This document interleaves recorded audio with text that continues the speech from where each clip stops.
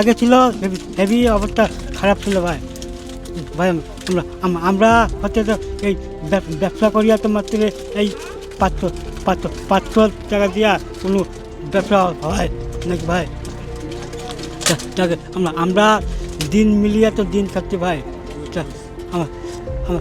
আমার এতে কি না পেটের ইয়াতে আমার বাচ্চাও একবারে স্কুলে পড়ে, বাচ্চার মাঝেরটা ভর্তি করে দিতে ওই থেকে না দিবার না গেছে পড়তে মাসে মাসে 300 করে টাকা দিবার না গেছে। খুবই ভালো না গেছে, এমনটা একবারে না গেছে, আজকে না গেছে হেভি আনন্দের দিন না গেছে।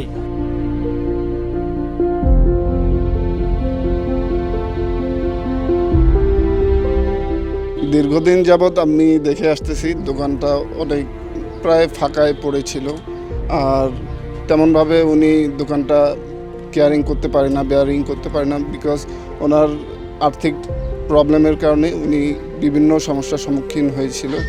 আজকে দেখলাম যে বসুন্ধরা শুভ সংঘ একটি ভালো উদ্যোগ নিয়ে এসেছে।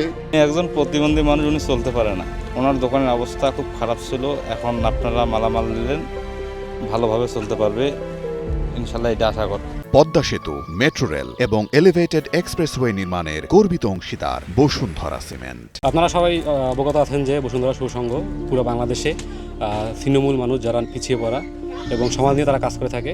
তো সেই ধারাবাহিকতা নীলফামারীতে আমাদের উপর দায়িত্ব দেওয়া হয়েছে যে আসলে যারা পিছিয়ে পড়া মানুষ, যারা আসলে দুস্থ, তাদের খুঁজে বের করে যেন সাহায্য যতটুকু করা যায় আর কি। তো সেই ধারাবাহিকতায় আমরা বিভিন্ন জায়গায় খোঁজ চালাই, বিভিন্ন মাধ্যমে এবং বিভিন্ন এলাকায়, যে কোথায় এরকম মানুষ পাওয়া যায়।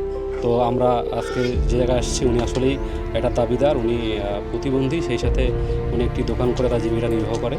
তো তার দোকানে পর্যাপ্ত মালামাল ছিল না, তো আমরা বসুন্ধরা শুভ সংঘের মাধ্যমে তার দোকানে কিছু মালামাল ক্রয় করে দিয়েছি, যাতে করে তার জীবনমানটা উন্নত হয়। বসুন্ধরা শুভ সংঘ তৃণমূল মানুষের পাশে থেকে কাজ করে যাতে তাদের জীবনমান উন্নত হয়।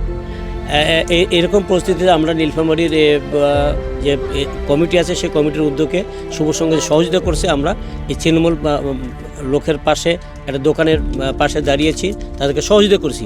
আমরা আশা করি আগামীতে এই প্রক্রিয়াটা আরও প্রসারিত হবে, যাতে করে যারা প্রকৃতির সুবিধা পেয়ে তারা পেয়ে তাদের জীবনমান উন্নয়ন ঘটাবে।